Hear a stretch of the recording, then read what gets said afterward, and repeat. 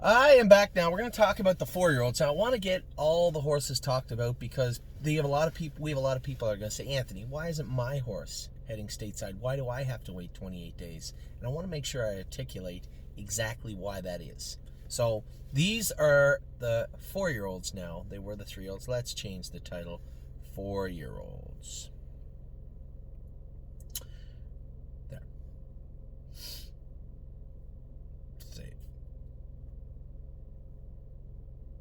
There. These are the 4-year-olds now, and I want to talk about where they are, where they aren't, if they're going, why they haven't, and what their future looks like. Ale Sun. Now, this filly had a up and down kind of roller coaster, not a very effective year. You know, I talked to one of our clients, Bob, the other day, and said, I don't think you realize how well Ale Sun is bred. I said, I'm very aware how well Ale Sun is bred, but I do think she has better things ahead. I think she is going to take a mark of 55 or 56 as a 4-year-old. I would like to get her to 100,000, and if we breed her after that, so be it. I think all these horses we're talking about breeding, right? It all depends on how these things work out. We won't know. This year, 2021, is the first year we're going to have our own homebred yearlings. It's pretty interesting, pretty cool. I'm pretty excited about that. So, until we get a feel for what this looks like and how this goes forward, I don't really know if we can make, Ale Sun, Beach Boutique, we're going to breed all these horses. I don't think we can do that.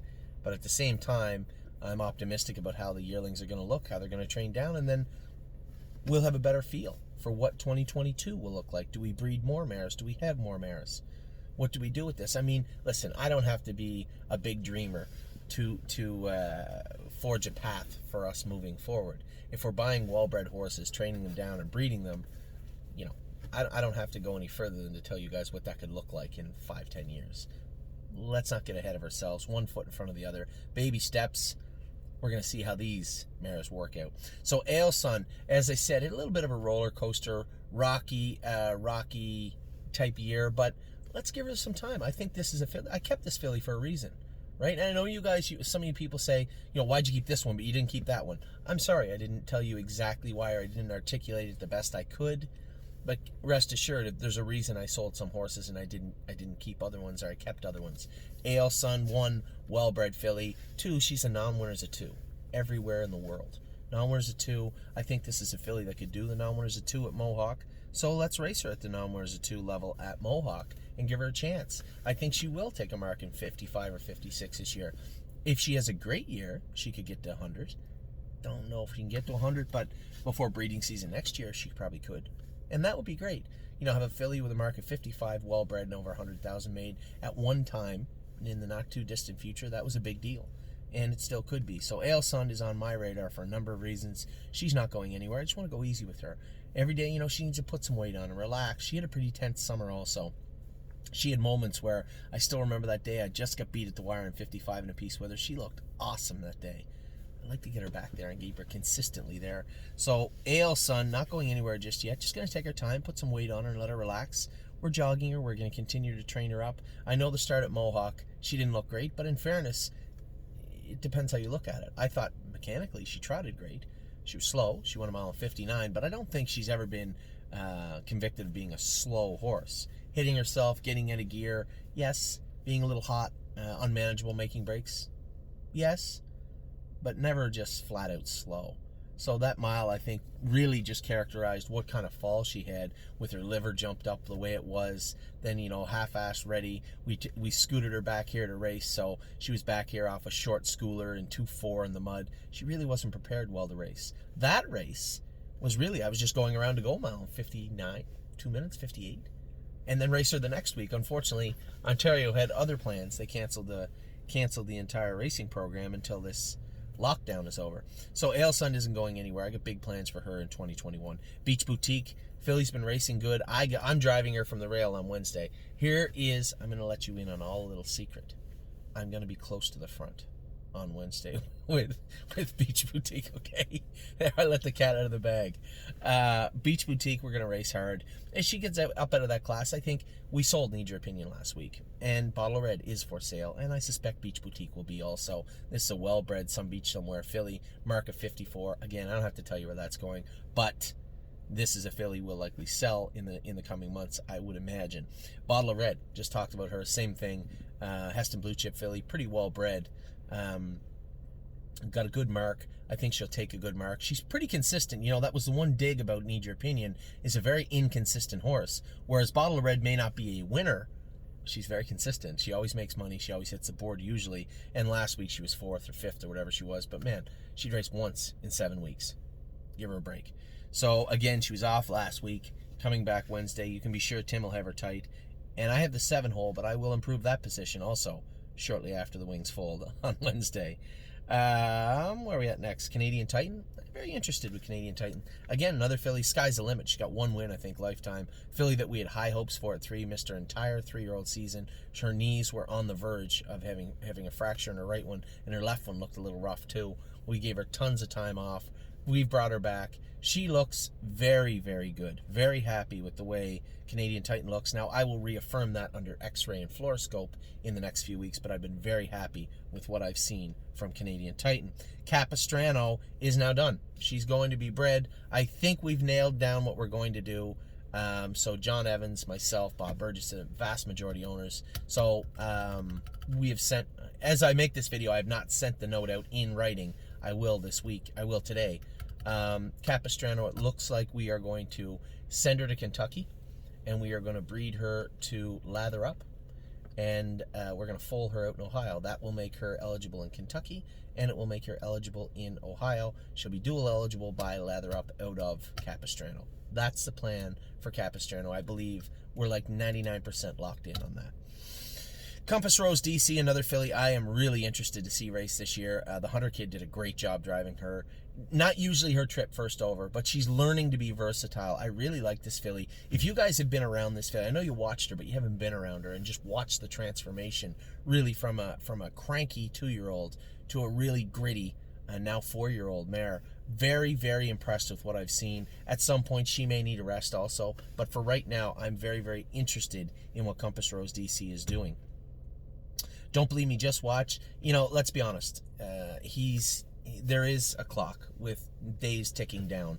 He will be claimed, I would imagine, at some point. And I know for our clients out there saying, that's not right, I don't want him claimed. There just isn't a ton of places to race. Don't believe me, just watch. There just isn't. He's got 40-some thousand made. He's going to make a little bit of money in that class. And then once he leaves that class, there's not a whole lot of places for him. Maybe a 12 or a 15 at Mohawk, maybe an optional 15 or a straight 15 at the B-Tracks. But, you know, there's nothing wrong with being that horse. I just finished having this conversation with a good friend of mine about First Glance. He said, well, do you think he'll be a gold or a grassroots horse? I don't know what he'll be, but I know he'll be a racehorse. He's already proved he's a racehorse. So this idea that grassroots is great is false. If you're not a good grassroots horse, why even bother racing in the grassroots? You're going to pay to race in the non-winners of 2 company? I don't think so.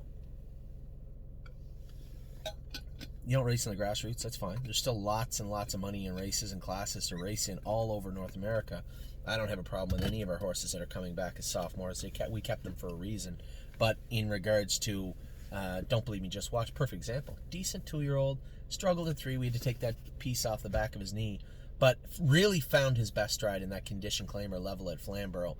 And I know that somebody had said they were going to claim the horse when he lost his allowance. Well, fill your boots, because we're not going to run and hide. I think Don't Believe Me, Just Watch needs to. We need to do right by the horse.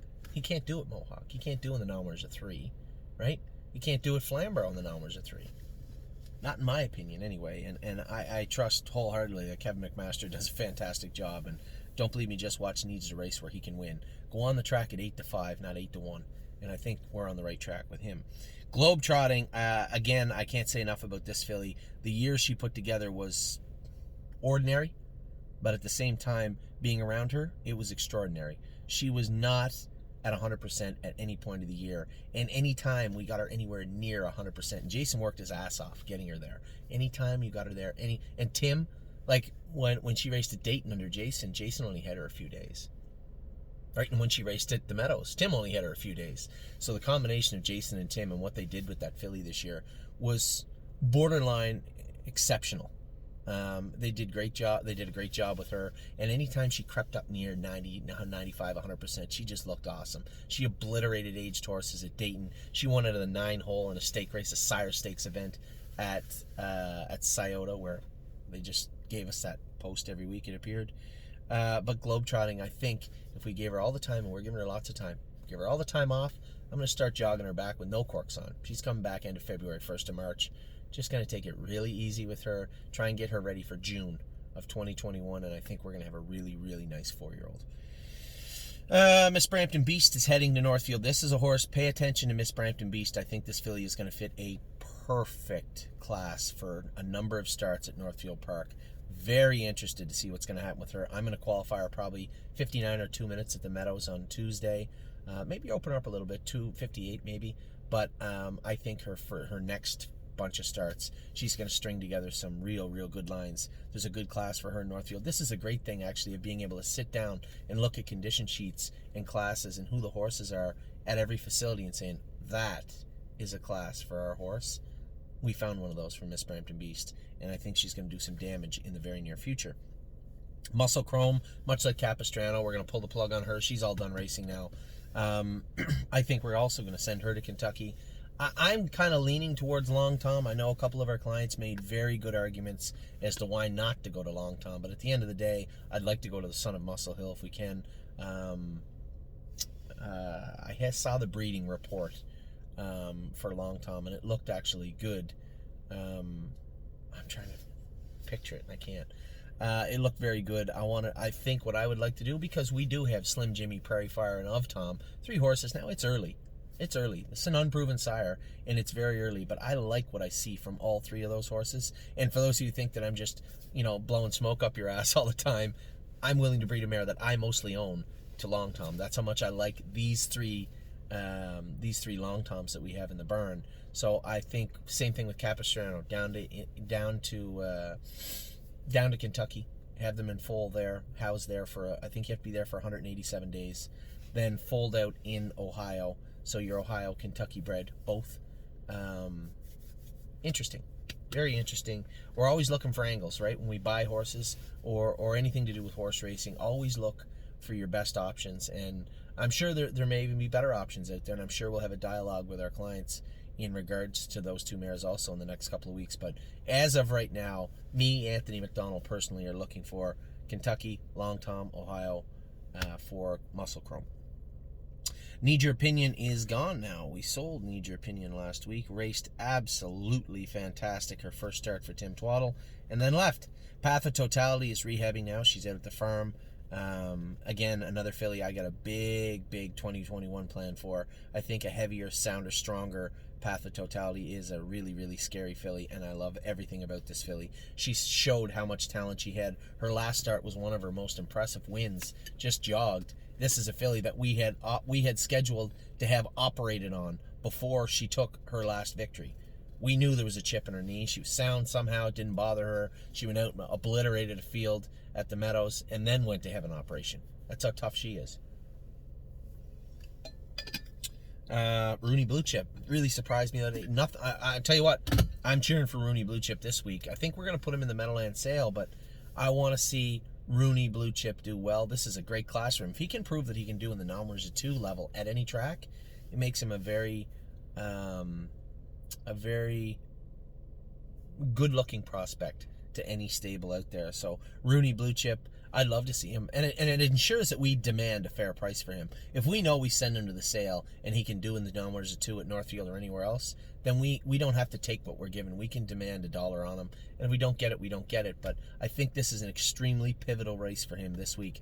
9-hole, which is a trailing post at Northfield Park on Tuesday evening. Spend That Money's almost ready to go again. Tim said he was very happy with her. This is a filly. Now, we did keep her to sell her in the fall. What happened was she had hit her leg, it blew up. We had to stop with her for a bit. Tim said her leg still bit. She hit the bone on her leg and put a contusion, a bone bruise on her left hind shin bone. So there's no break or fracture or anything like that, but a big bruise, and it was bothering her. She got rough a number of times, and you saw it in the races she was in. I think she might always have a wrinkle to her until we stop her from completely hitting it at all. We have boots on her, and she'll pick and chip away at it. But if we get her for where the less she touches that, the more confident she'll look. That's what we're looking for in 2021. Probably get 2 or 3 real good lines on her, and then she'll be worth some money to somebody. Spirited Dio is actually going to be joining the Andy and Julie Miller barn in New Jersey. Why, you say? Her stake races start in April. That 4-year-old stake in New Jersey that they've put together starts in April. I talked to Len and his brother Jeff Berg, and now Len and Jeff have always been owners of Spirited Dio, and as I've always, you out there, if you've out there and you've sold shares for pretty good money of Spirited Dio, you probably sold them to the Berg family, and they've been trying to accumulate as many shares as they can of Spirited Dio. They're up to well over 80% now of the filly, so we're the minority group, but at the same time, as I said, she is still a stable horse. All the communications and work has to go through the stable. Len's been great about it. Great people to work with. I wish them all the luck, and I wish all our clients, partners with them on Spirited Dio, all the luck. You guys know what I think of this filly. This could be a real breakout year for Spirit of Dio. Trafalgar, another filly I want to see do good, but she's going to need some more time out there. I just asked them to put lots and lots of weight on Trafalgar, give her lots of time out in the field, let her relax, let her settle down, but we need the weight. I need 150 pounds put on Trafalgar, and then furthermore to that, wherever we send her, if she comes back to Harry and Nellie, or if she goes somewhere else in the States, I need that weight to stay on her.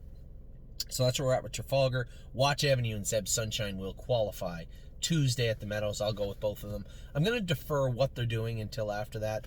If there's a clear path to stay at the Meadows, great. If there's not, then it's over to Northfield with Billy Rhodes. So we'll see what happens with these guys. These are 2 horses that we were planning to race at Mohawk all winter, but it didn't work out, and I'm not sold. I'm not putting my eggs in the politician's basket and waiting for this 28 days to end, and then on the 29th we race. We should have never stopped racing. We should be racing on the 29th day, but much like many people in the world, I don't trust politicians that much. So I will, we'll see how it goes. I mean, it would suck and it's costly, but at the same time, trucks move both ways. If we get them qualified and decide that, geez, maybe there's not a fit either place for them, we can sell them or we can bring them back here. I'm sure Kevin would be happy to race them all spring long. So that's where we're at with the 4-year-olds. The 4-year-olds who are aged now. They're going to have to go into the age folder at some point.